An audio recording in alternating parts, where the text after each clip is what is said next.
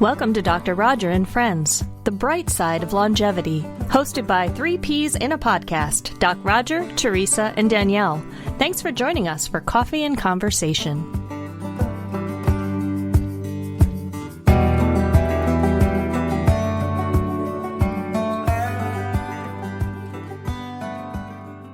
Welcome back. Today we're joined by Gerontologist and Masterpiece Living's Senior Partnership Specialist, Cera Meintzer. But today we're asking her to speak to a different role in her life as a working mom with 3 kids. Cera and her husband have been working full-time from home in the midst of COVID-19, while also supporting 3 children, all different ages and grades, in their homeschooling. That's a lot to juggle, Cera. Thank you for taking the time to join us today. Thanks so much for having me, Danielle. It's really nice to be here. Cera, you are one of the most conscientious people I know, and you're also one of the most mindful people I know. And here you are, like so many other parents, all of a sudden an instant homeschool teacher trying to work from home and juggle it all. So tell us how that's gone for you. Yeah, well, it's like just being thrown right into the fire, you know? I appreciate what you said about being mindful, Teresa. It's definitely been something that I have had to become uber aware of this last week. But I think as you ask that question, the first thing that comes to me is this sense of not being able to do it all, you know, feeling like I'm letting Masterpiece and my work down and feeling like I'm letting my kids down at the same time because I can't do both things from the space and the place that I really want to do them from. And that pressure comes from me. So I really am creating my own suffering in that sense, because while the kids have their own pressure that they're just kids, you know, Masterpiece has not been pressuring me at all. In fact, everyone's been quite understanding of the situation, especially because I'm not alone.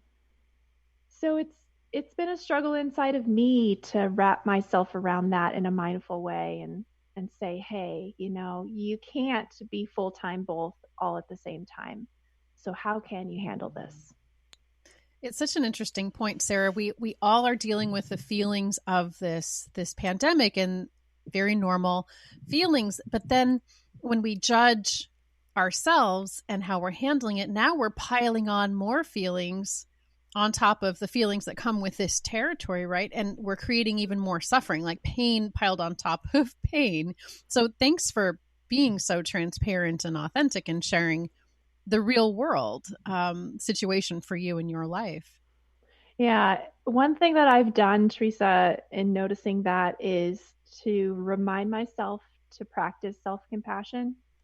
That's a great skill, even when we're not in these situations. And the professor, researcher that I really like her work is Kristen Neff.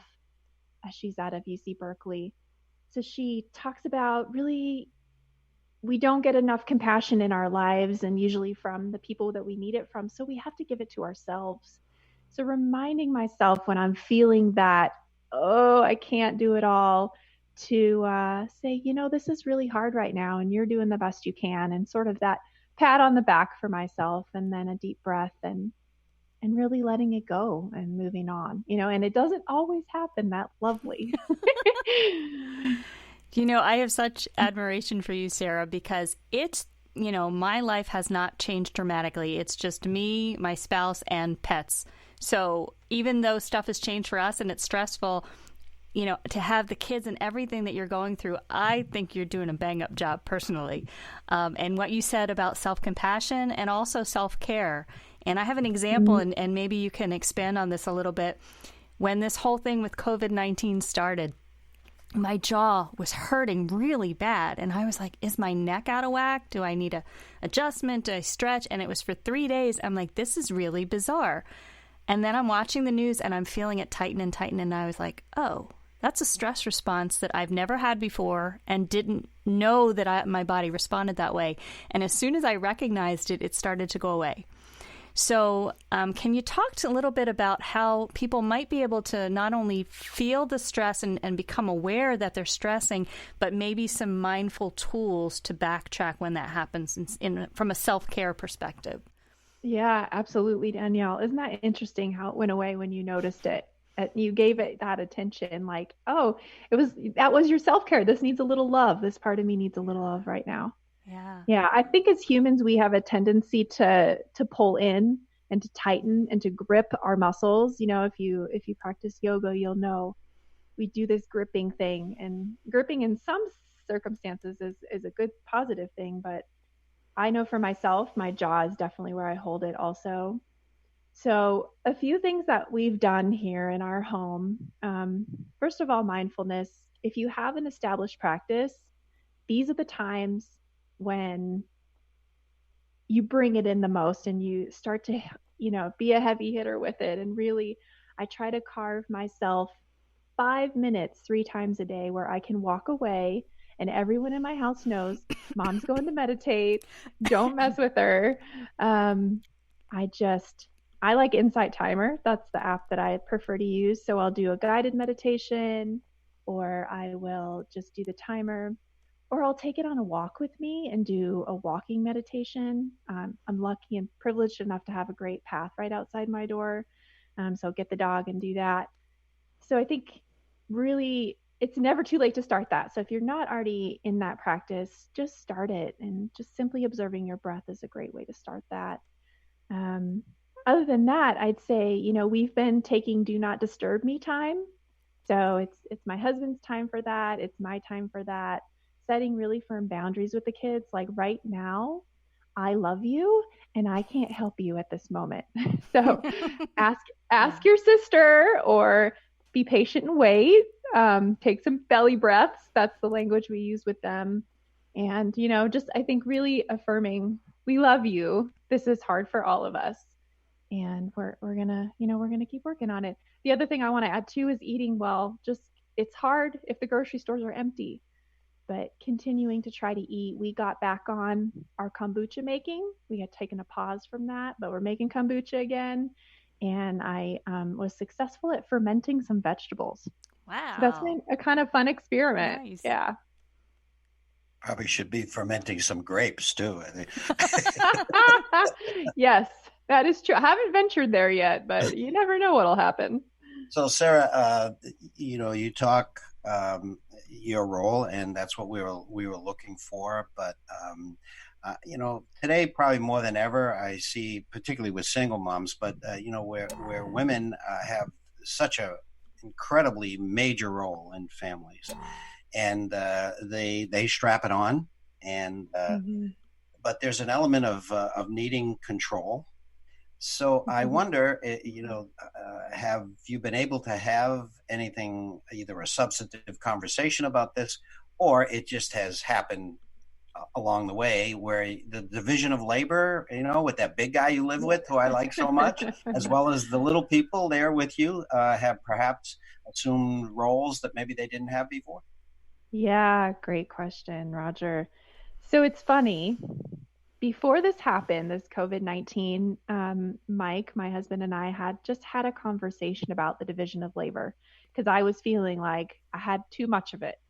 And I am a doer. Like, I don't sit down and relax well. That's just not who I am. I like to check things off a list and cross them off. So we had created a new plan to divide the labor a little more evenly, and he was on board with it. And then this all happened.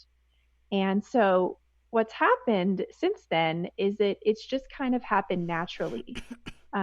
We are aware of each other. It's like he knows when I'm looking like I've had enough and need to walk away, and I know the same about him.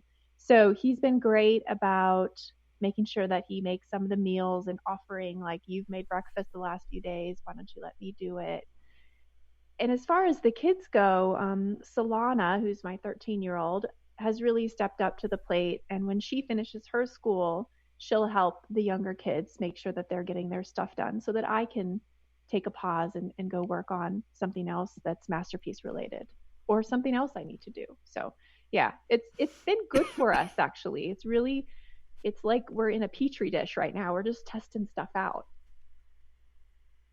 Cera, let's talk for a minute about the conscientious nature of your personality. And I think many people are highly conscientious and want to do a good job at work and want to do a good job for the family. And I know that sometimes those are in conflict. When you feel like you're doing a good job for one, you're not doing a good job. It's like an inverse relationship.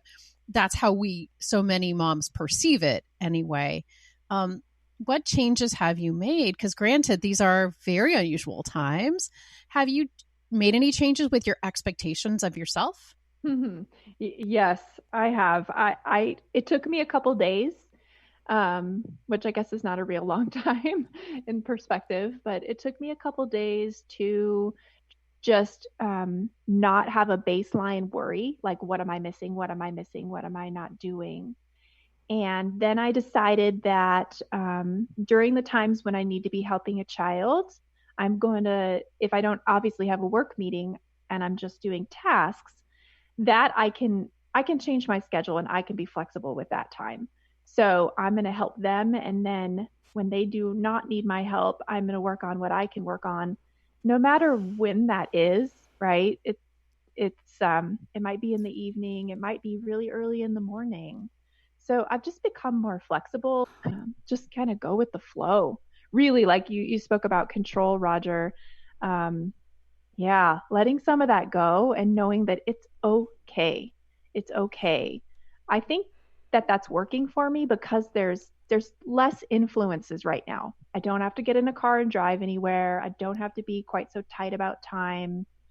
There's fewer things to get done, even though there's more at the same time. But it's all in one space. So really thinking about all that in my head and kind of trying to organize it in a different way.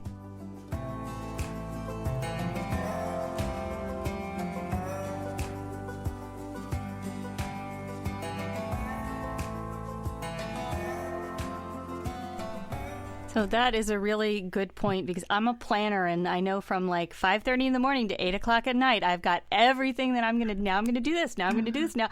And, we came to work on Monday and all of that was thrown out the window. So it was like, okay, this is an opportunity for cognitive flexibility. I'm just going to see what happens. And I'm, as I said, don't have kids. You being in the thick of it is just, I again can't stress enough how much I admire that. And we happen to be Insight Timer buddies, so sometimes I can be like, it was great meditating with you. Yes, I see you on there. Now, speaking of meditation, a lot of people are kind of forced into self-reflection when they're stuck inside because they're caught alone with their thoughts.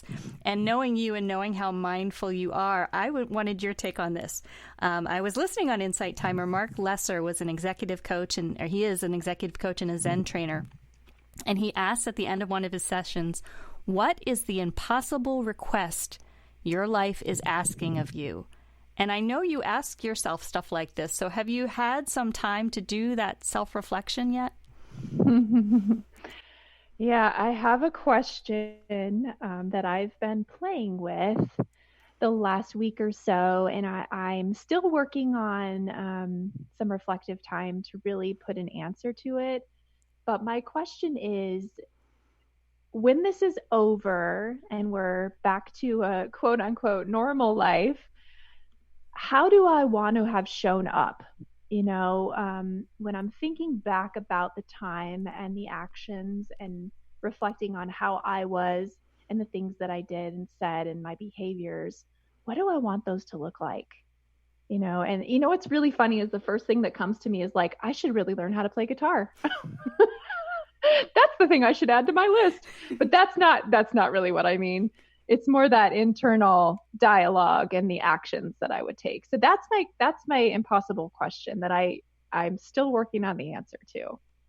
I think that would be an excellent thing to say to the kids also, that reminding them that this is a historic time. They will be reading about this and telling in history books, and they will be telling their children and grandchildren about this time because it is quite unusual. And looking back, each one of them, your kids, did I add to the problem, or was I part of the solution? And am I proud of how I was, even as a child? I think that this is a time for them to reflect on that. So that's another thing you can dump on them to think about. I love that. That could be like their social studies for the time. Learning self-reflection at the same time as well. Yeah. I have to say that I know everyone, none of us love our kids all the time, or we love them, but we're not always happy with their choices all the time. But I have to say, I have some pretty awesome kids, and they are really, I think, pretty aware of how this has affected Mike and I, and just being kinder to everyone, to themselves, to each other. And I had thought I might have a conversation with them about kindness. Like, we're all here, we're in this together, and we're stuck in this environment, and we don't have ways to escape besides a walk outside. And I thought I'd like to have a conversation with them, but I haven't had to, which has been amazing. And it's only week 1, so it might still be coming, but they've been great so far. What great advice for all of us, even as a country and maybe as a species. Yes. For now and for after, and that would be the having listened to our better angels and coming out of this better people. So yeah, very nice. Absolutely. Kindness is always cool. That just didn't happen, Cera. There's a core there that they experienced in their whole lives with you. But again, even if it hadn't, I think that these times, the gravity of these times, I think will be sinking those who didn't even have the benefit of being raised in your household. Yeah, this is a test. This is a time of test for us all. So I know at the end of each episode, we typically do kind of a takeaway, and you gave us a lot of great tips. Maybe we can just do a quick, for the people listening, practicing self-care and self-compassion. And you mentioned even communicating and coming up with a schedule, like, do not disturb, I need 5 minutes here, I love you, but I can't address it now, and just open dialogue. What are some other takeaways we want to make sure we leave with people? I would add a couple things that I don't think I've said yet. And one of those is to make sure that you take some time to play and have fun. Because we don't have separate environments right now for the different kind of compartments of our lives, you have to be intentional about working that in. So play, have some fun, definitely get outside if you can. I mean, even if you have a balcony or a little piece of something to sit on, get some fresh air coming towards you. I would advise that. And the other thing I would add is, for those of you who practice mindfulness or are about to start practicing it, now more than ever is the time to not live in the future. Just live right now in the present moment that you have to live in. Profound thoughts. We never expected anything but that from you, Cera. That's why we're so pleased that you were able to join us, and it's maybe it gave you a break too. And where are you? Yes, I am actually in my 2 younger children share a bedroom, and I am on the floor in their bedroom right now because there's a door on this room and it's quiet. So yes, it did give me an escape. It's like, okay, Mike's turn to be the schooler for right now, and I'm gonna go have a conversation. Well, so thank you for that. Well, as usual, you were very generous with us, and we thank you. And I think there's a lot of people out there, mothers out there, fathers too, will take your messages to heart. I hope they do, because I think they can be very helpful. Thank you. Well, you're welcome. Thank you so much for having me. Hi, we hope this podcast is a source of inspiration. If you're ready to dive deeper into these concepts and really apply them in your life, join us over at Master Life. You'll have a personalized experience and lots of support to create your own long, bright future. mymasterlife.com. You've been listening to Dr. Roger and Friends, The Bright Side of Longevity. If you like the show, please rate and review, and be sure to click to follow.